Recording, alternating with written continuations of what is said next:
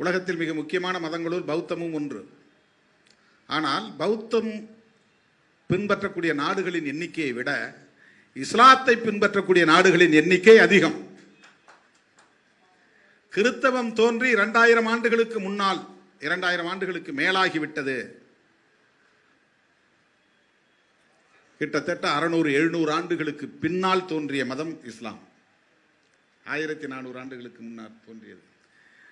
ஆனால் அதை விடவும் வேகமாக மக்களிடத்திலே வெகுவாக இது பரவி இருக்கிறது. இப்படி பரவி இருப்பதற்கு அந்த மதத்தின் மீது உள்ள பற்றுதல் என்பதை விட அந்த மார்க்கம் சொல்லித் தருகிற பண்பாட்டு வழிமுறைதான், வாழ்வியல் வழிமுறைதான்,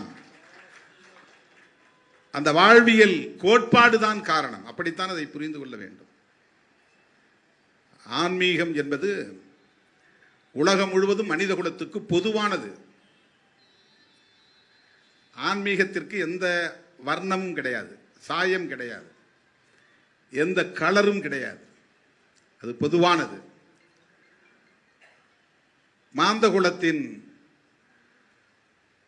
வழிகாட்டும் கோட்பாடுதான் அது. அன்பு செலுத்துங்கள் என்பது ஆன்மீகம். கருணை காட்டுங்கள் என்பது ஆன்மீகம். அனைவரையும் சகோதரத்துவத்தோடு அரவணைத்துக் கொள்ளுங்கள் என்பது ஆன்மீகம். அமைதியை நிலைநாட்டுங்கள் என்பது ஆன்மீகம். வன்முறை கூடாது என்பது ஆன்மீகம். இது பொதுவானது. இதை பரப்புவதற்கு உருவாகக்கூடிய அமைப்புகளின் பெயர்தான் மதங்கள். அது இன்ஸ்டிடியூஷன்ஸ். எல்லா மதங்களுக்கும் பொதுவானது ஆன்மீகம். அந்த ஆன்மீகத்தை பரப்புகிற வெவ்வேறு நிறுவனங்களின் பெயர்கள் தான் மதம். இஸ்லாம் என்பது பொதுவாக ஆன்மீக கோட்பாடு. அது அதை பரப்புகின்ற இன்ஸ்டிடியூஷன்ஸ் வெவ்வேறு பெயர்களில் அழைக்கப்படுகின்றன. இன்ஸ்டிடியூஷன் என்பதுதான் ரிலீஜன்.